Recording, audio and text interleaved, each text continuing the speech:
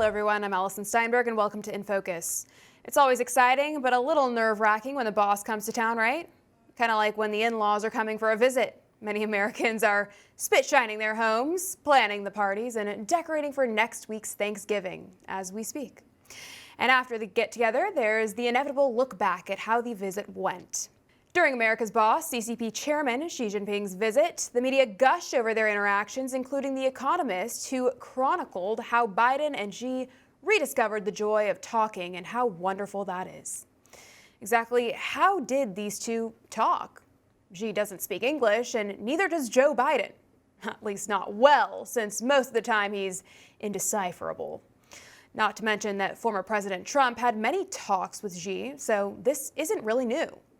Also, I'm old enough to remember when Trump was going to get us into World War III for having a conversation with North Korean dictator Kim Jong-un. Conversations with dictators are nothing new and a key part of diplomacy. In fact, yesterday, Joe Biden was asked if he still considered Xi to be a dictator after their meetings and said this. And Mr. President, after today, would you still refer to President Xi as a dictator? This is a term that you used earlier this year.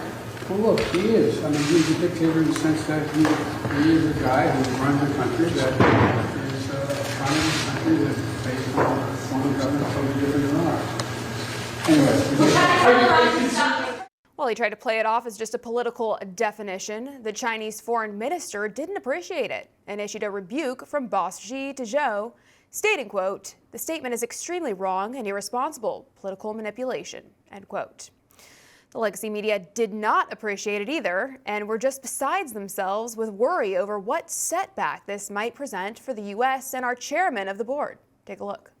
How damaging, if you can put it in context, was this dictator comment that President Biden said off the cuff near the end of things? Do you think that'll put a halt on the progress that was made? No, because China needs us right now more than we need them. But we heard Chinese officials reacting to the dictator comments, saying it's extremely wrong and irresponsible. Didn't that sort of, I don't want to say negate the goodwill that we made yesterday, but doesn't that put a little bit of, taint it just a little bit? Will there be a cleanup on aisle 6 today from the White House?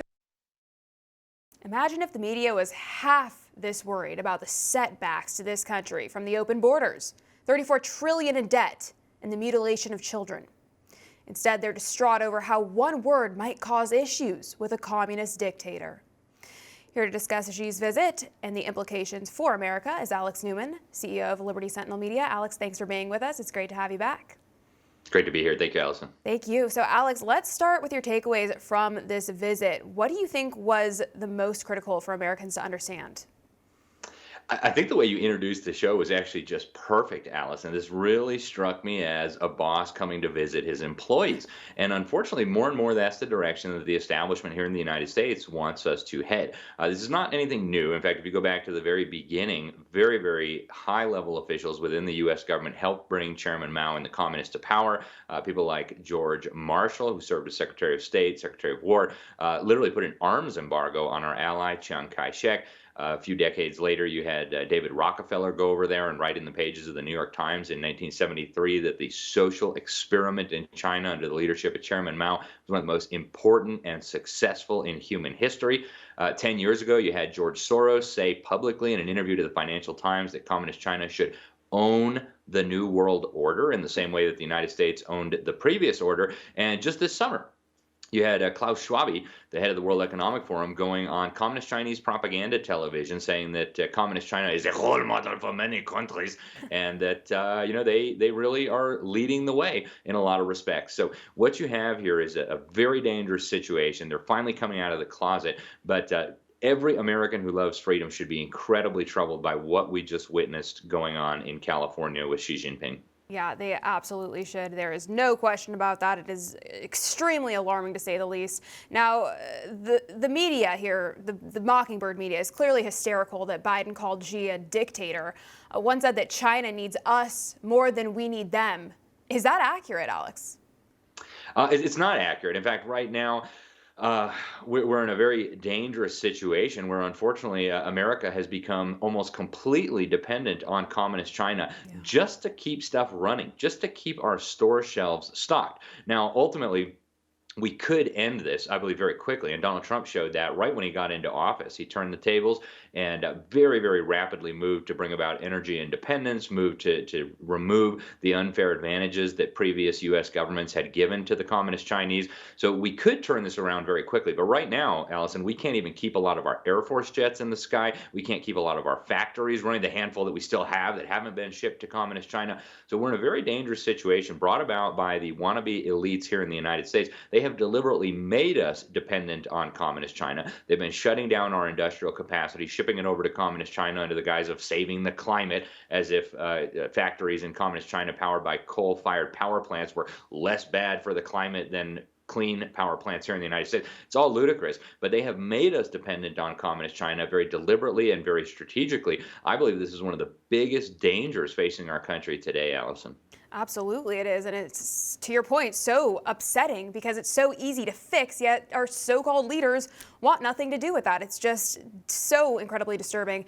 Now, there was a huge dinner held for Xi, and here's a list of some of the CEOs who were not just there, but at his main table.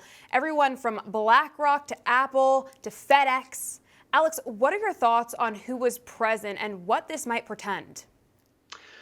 This is more evidence that the elites or wannabe elites in this country have completely betrayed the United States. They are looking at the tea leaves. They're looking at the way things are going. They see communist China rising with the very deliberate assistance of the U.S. government, the United Nations, even Western Europe. And they're looking at this and they're thinking, hey, from a business perspective, we have got to cozy up to the communist Chinese. All our factories are over there now. Folks, look at what's happening. The future of your country is in grave danger. And every one of these CEOs, I believe, ought to be hauled before Congress and put under oath.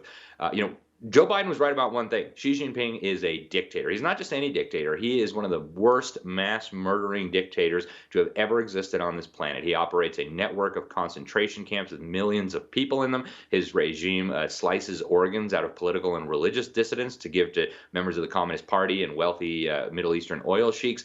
This man is a threat to liberty, not just here in the United States, but around the world. To see elites in the United States cozying up to this regime should send a chill down every one of our spines. Yes, it most certainly should. It's sad that most Americans are too distracted with the bread and circuses to realize the truth behind what's happening here. It's just incredible, and I hope more people awaken to the reality of this situation. Now, by Biden's side during the visit, Alex, of course, was Secretary of State Antony Blinken. Here he is while Xi is speaking through a translator. Can you see the tears in his eyes, Alex? And then when Biden calls Xi a dictator, he winces like he was punched in the gut. What do you think this emotion from Blinken is all about? What's going on here? Yeah, again, at the very highest levels of the establishment in the United States, you have an incredible affinity for communist China. If you look at organizations like the Council on Foreign Relations, which has absolutely dominated U.S. foreign policy for generations now. If you look in Washington, D.C., I mean, they've been giving money to the Clintons. They've got Bushes on the payroll. They've got John Boehner on the payroll. I mean, they have in both parties, they have at the highest levels of power, they call them friends. Within the U.S. government, within the U.S. establishment. And Blinken very much falls into that category. These people are betraying our country. They are undermining our economy. They are undermining our military for the benefit of communist China. And it's all because, as many of them have said at this point very clearly, communist China is really the model for the global system that they want to build. That requires dismantling our republic, that requires discrediting the ideas that our nation was founded upon, and moving more toward a communist Chinese, technocratic, communist, fascistic, almost Nazi-like system. And the faster Americans wake up to this, the faster we can turn back and reverse course. Amen, Alex. Very well said. I pray that Americans wake up to what's really happening here. Thank you so much for joining in and weighing in on this very important topic. I appreciate your time, Alex. Thank you, Alison. For all our viewers asking where One America News is heading in the future, we would like to introduce you to OAN Live. OAN Live is the best way to stay up to date on all of the hard-hitting, straight-shooting, national and international headlines. And the best part is, OAN Live is only $4.99 per month. All the credible, honest, unbiased reporting One America News offers at a fraction of the cost of cable. Just go to OANN.com to easily sign up for OAN Live and stay informed.